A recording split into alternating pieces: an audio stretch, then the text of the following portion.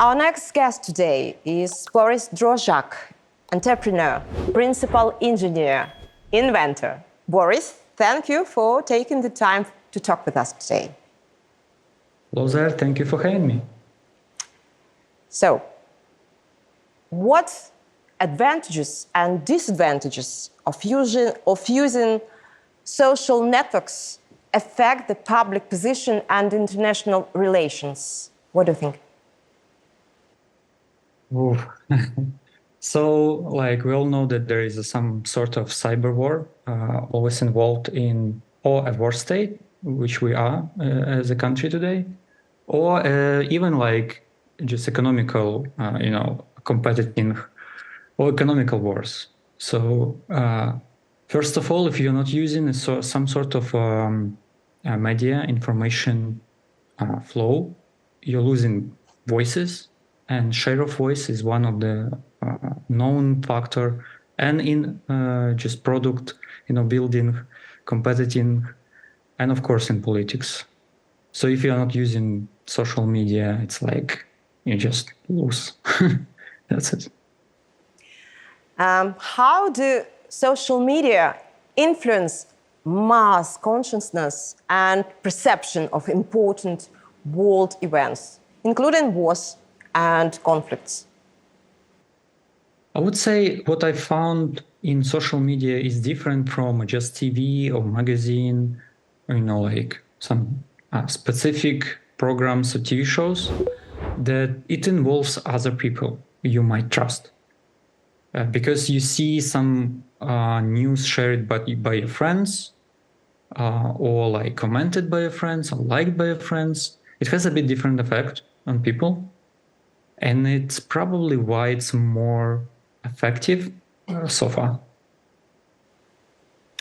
What do you think? How can social networks or social media serve as a means of mobilizing and organizing the public on important social issues?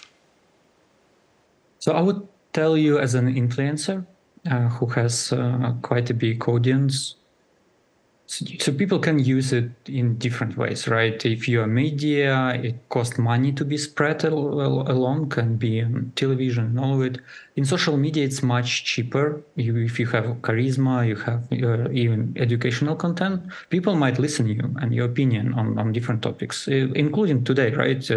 You might saw me or find me as an expert because someone saw me on TikTok, just an example, right? So influence in this case propagated so far.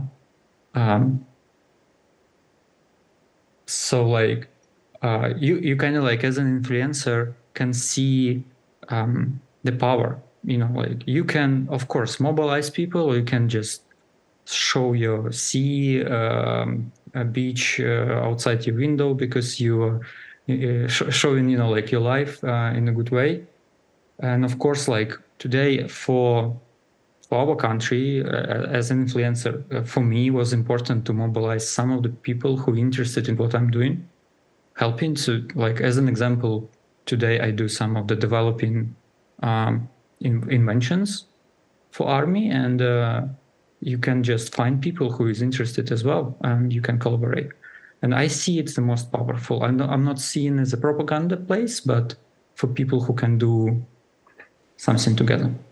What do you think? Is it become harder to mobilize people to support Ukrainian forces in the beginning of the Russian invasion, full-scale invasion in Ukraine, or now after the 1.5 years since the war started?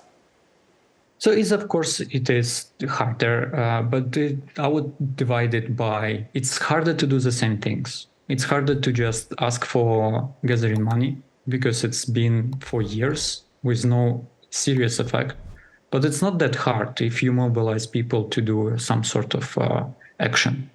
So I would say once I needed some of the IT folks to help me on some of the projects for free.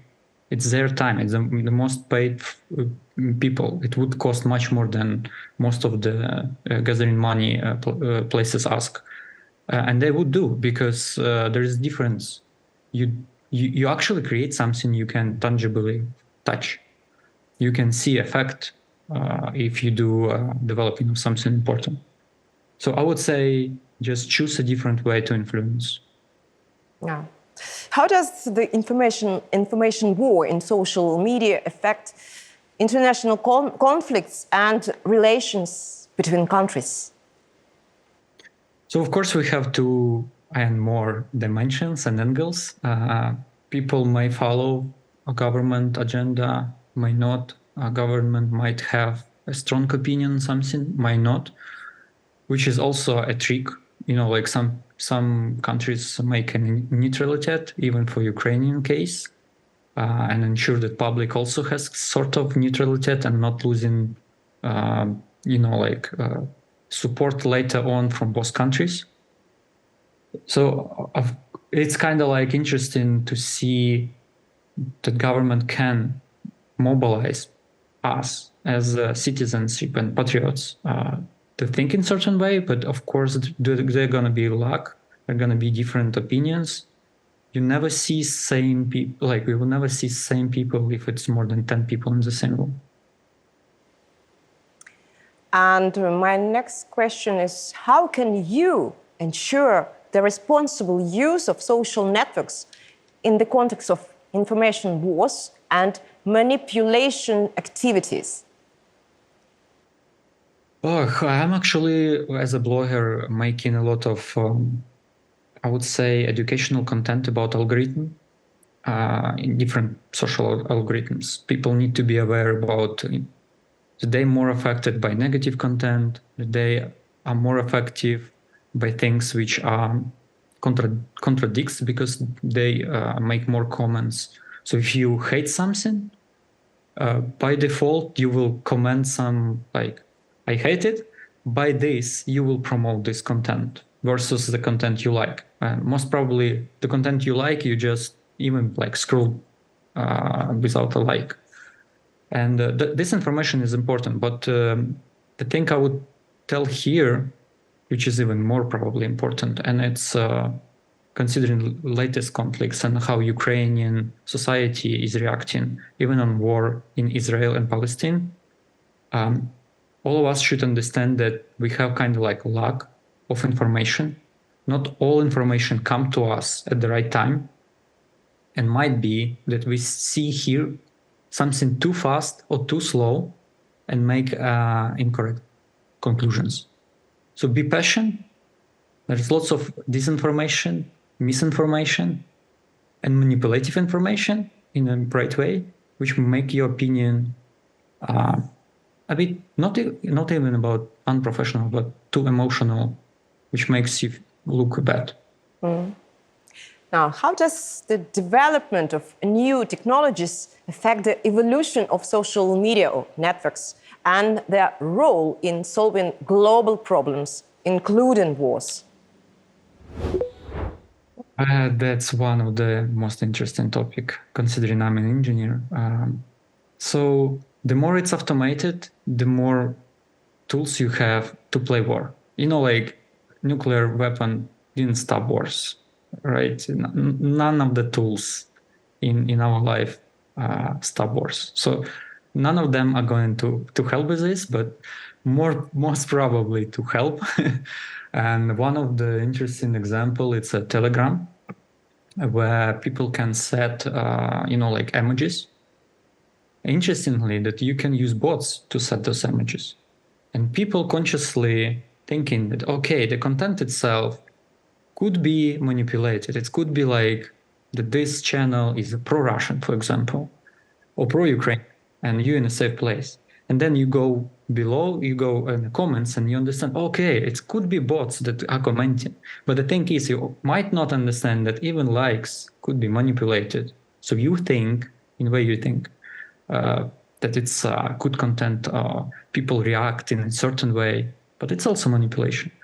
So be aware that the more we have technology, the less they are regulated in a smart way, very nuanced way, the more ways to do it.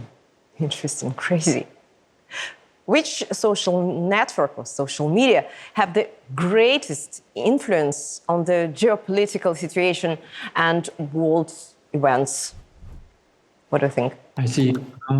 I would not look from this angle because it's not answering.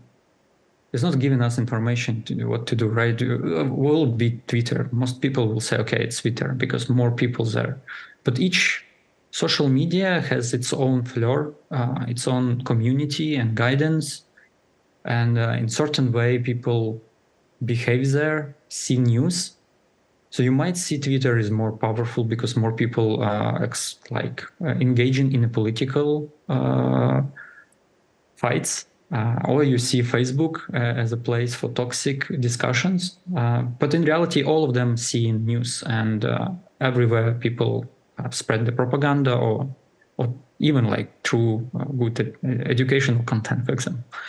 So I would look a bit differently and see for what social media we should change a bit guidance so people not behave in certain way. Because I see some people only in a Facebook, and I would like them to move a bit, for example, to TikTok, change their mind, their bubble. That will help. And future, the most powerful, those which are not regulated. That's always going to be like that. The less bots there, the more powerful they will be. My next question is, what strategies of innovative social networks can promote cooperation and dialogue between countries in conflict situations? Yeah, if I understand you correctly, kind of like what technological, strategic toolings, features, and policies can help us to make a brighter future, right?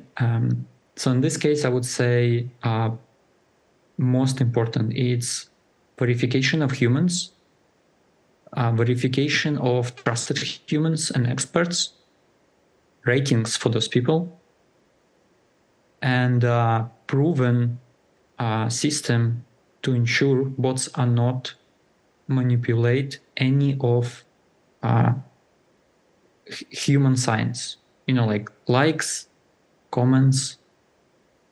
Of course, it's hard. It's a very serious challenge, to be honest.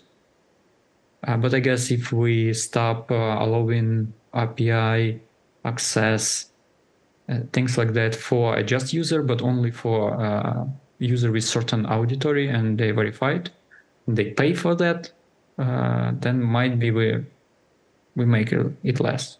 And probably we need laws for ensuring if someone using their API for creating bots, we probably need to do something like at least administrative type of law.